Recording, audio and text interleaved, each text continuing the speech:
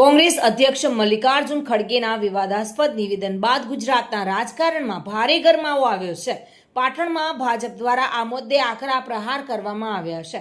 પાટણ ભાજપ કાર્યાલય ખાતે યોજાયેલી પત્રકાર પરિષદમાં ભાજપ ગુજરાત પ્રદેશ સહપ્રવક્તા અશ્વિનભાઈ બેંકરે કોંગ્રેસ અને ખડગે પર નિશાન સાધ્યું હતું।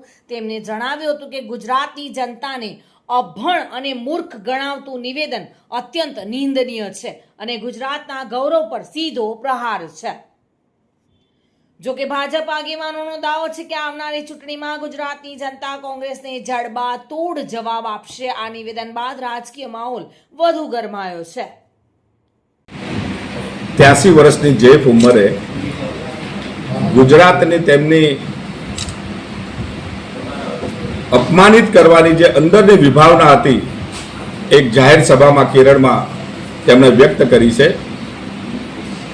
એનો વિરોધ કરવા અને એનો જડબાતોડ જવાબ આપવા માટે નાગરિકોને આહવાન કરવા માટે મારે અહીંયા આવવાનું થયું છે। કેરળની એક સભામાં તેમણે ગુજરાતના મતદારોને અભણ કહીને કહ્યું છે કે છેલ્લા 30 વર્ષથી આ અભણ ને મૂર્ખ પ્રજા એ નરેન્દ્રભાઈ મોદીને મત આપે છે, ભાજપને મત આપે છે। ખડગેજી 83 વર્ષના થયા તેમ છતાંય ગુજરાતનો ઇતિહાસ એમણે વાંચ્યો નથી અને ગુજરાત એ હંમેશા માર્ગદર્શક થયું છે અને માર્ગદર્શન કરવાવાળા પાટણમાંથી હેમચંદ્રાચાર્યજી 1188 ની અંદર થઈ ગયા, જેમણે ગ્રંથ બનાવીને દેશ ને વિદેશને માર્ગદર્શન કર્યું છે। મહાત્મા ગાંધીજી થઈ ગયા, સરદાર વલ્લભભાઈ પટેલ થઈ ગયા, વિક્રમ સારાભાઈ થઈ ગયા, ડોક્ટર બાબા સાહેબ આંબેડકર થઈ ગયા, નરેન્દ્ર મોદી સાહેબ થઈ ગયા, વિક્રમ તાતા સાહેબ થયા, ધીરુભાઈ અંબાણી થયા, કનૈયાલાલ મુનશી થયા। કોઈ ક્ષેત્ર એવું નથી જે ગુજરાતે જ્ઞાન નથી પીરસ્યું। આઈપીએસ વૈભવ બેંકર પણ અત્યારે નક્સલવાદની અંદર છત્તીસગઢમાં કામ કરી રહ્યા છે। તો આઈએએસ આઈપીએસ ઉદ્યોગકાર સાહિત્યકાર એ આપનારું ગુજરાત એ અભણ કઈ રીતે? ગુજરાતનો સાક્ષરતા દર જોઈએ તો તમારા શાસનની અંદર 35% સાક્ષરતા દર હતો, 35% લોકો જ ભણતા હતા।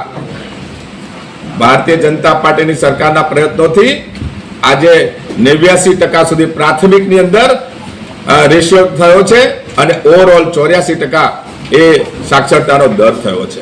એટલે અભણ કઈ રીતે? ગુજરાત અભણ નથી।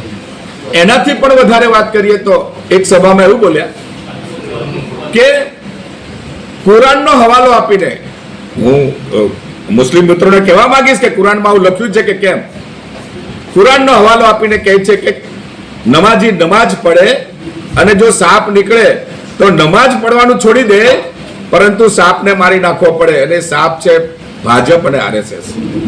ગુજરાતના ઘરે ઘરે આરએસએસ ને ભાજપ છે, એને મારી નાખવાની વાત કરી છે। આજે એટલા ફ્રસ્ટ્રેટ થયેલા કોંગ્રેસના નેતાઓ આ બધાને મારી નાખવાની વાત કરી છે અને જ્યારે મારી નાખવાની વાત કરી હોય ત્યારે ચોક્કસથી ક્યાંક ને ક્યાંક એના પ્રશ્નો ઉભા થાય। ચાંદખેડા ખાતે એક વકીલશ્રીએ એવું કહ્યું છે કે જ્યારે તમે જાહેરમાં વાત કરી છે તો મારી પર ભય તોડાય છે અને એફઆઈઆર પણ આજે દર્જ કરી છે।